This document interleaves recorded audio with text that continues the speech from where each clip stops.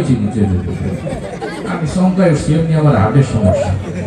কই বলে দিবি না যে আমি একটু স্লোগান দেবো কই দেশ হয়ে গেছে আমার আগে যে যুবকরা যাত্রা বলার আয়োজন করতো তারা এখন ওয়াজ মাহফিলের আয়োজন করে ঠিক না বলে আগে যারা মমতাজদেরকে দাওয়াত দিত তারা এখন মিজানুর রহমান আজহারি সাহেবদের তালাশ করে আমির হামজা সাহেবের তালাশ করে তারা হাফিজুর রহমান সিদ্দিকী সাহেবের তালাশ করে আল্লামা মামুনুল হক সাহেবদেরকে তালাশ করে ঠিক না এই কারণে যুগ তারা তাদের ক্ষমতা থাকতেই পাল্টে গেছে এবার মমতাজ যখন দেখছে যে কিরে হুজুরটা তো আমাদের মন দখল করে দিয়েছে এখন তো আমার একটু হুজুর সাজার দরকার এই সংসদে খারাপ মানে স্পিকার আমিও সিয়াসি তার হাদিস পারি কিন্তু মানুষ এখন সচেতন কে যে সিয়াসি তার আলেগার কেটা বুক ফেটে যাওয়া আমরা এখন ভালো করেই বুঝি ঠিক কিনা বলেন সুতরাং আমাদের যুব সমাজ তারা যেন অশ্লীল বিনোদনের সম্মুখীন না হয় তাদেরকে সুস্থ বিনোদন দিতে হবে ঠিক না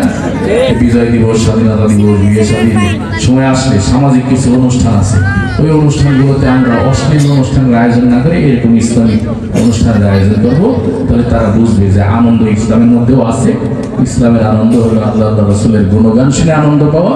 আর ওদের গুণগান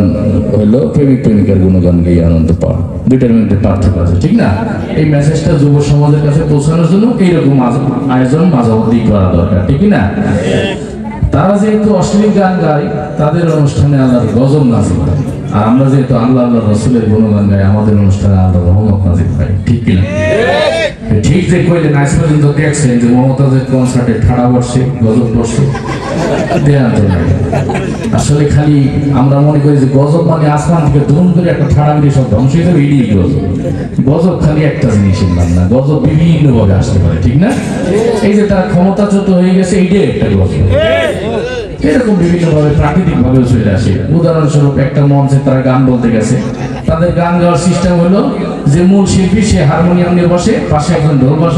বাজায় আর পাশে একজন তবলা বাজায় তো এই মঞ্চে গান বলতে গেছে এখন শিল্পী গান শুরু করবে হারমোনিয়ামে হাত দিছে আর গজব শুনিয়েছে তার টয়লেটে চাপ দিচ্ছে এখন কি করবে এত মঞ্চে বসে গেছে এখন উঠে টয়লেটে দৌড় দিয়ে যায় না কিছু একটা তো করার দরকার কোনো উপায় না থেকে হারমোনিয়াম বাজাচ্ছে আর সুরে সুরে বলতেছে এখন ডাইন পাশে যে ঢোলালা বসা সে চিন্তা করলে আমার তো সান্ত্বনা দেওয়া দরকার তখন ঢোলালা ঢোল বাজায় বলে তুমি চাইবা রাখো এই পাশে যে তবলালা বসা সে চিন্তা করলে আমারও তো একটু সান্ত্বনা দেওয়া দরকার তখন তবলা বাজায় বলে আমাদের এখানে ঢোল তবলা হারমোনিয়াম কিচ্ছু নাই আমাদের চেপে চেপে রাখার দরকার নাই ঠিক না বলেন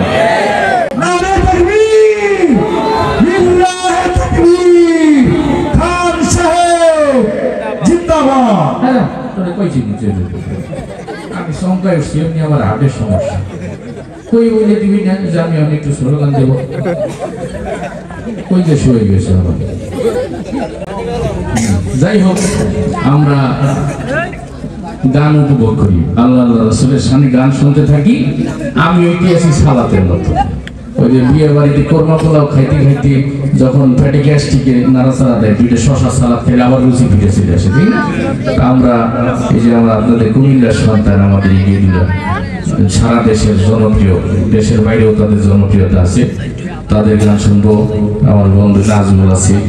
নাজমুলের গান শুনবো এবং ভিতরে কিন্তু আরো একজন কিন্তু এই বই রয়েছে চেনেন আপনারা ও বিকেল না এই যেটা তারা চেনছেন না আলহামদুলিল্লাহ কিন্তু অনুষ্ঠান কিন্তু এখন শুরু হবে মাত্র আপনারা মনে করেন না যে শেষের দিক মনে হয় আমি আখির মনোরোধ করতে আসিনি আমি অনুষ্ঠান উদ্বোধন করতে আসি এতক্ষণ যা শুনলেন এটা উদ্বোধনী ভাষণ দিলাম এখন অনুষ্ঠান শুরু হবে আসেন না শেষ পর্যন্ত ইনশাআল্লাহ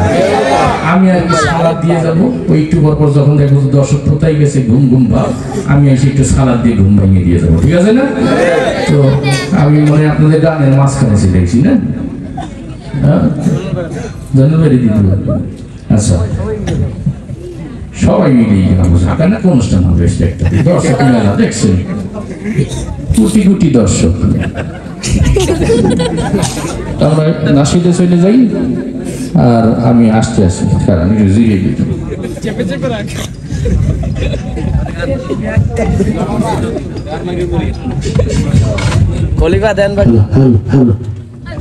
আসসালামু আলাইকুম ওয়া রাহমাতুল্লাহি ওয়া বারাকাতুহু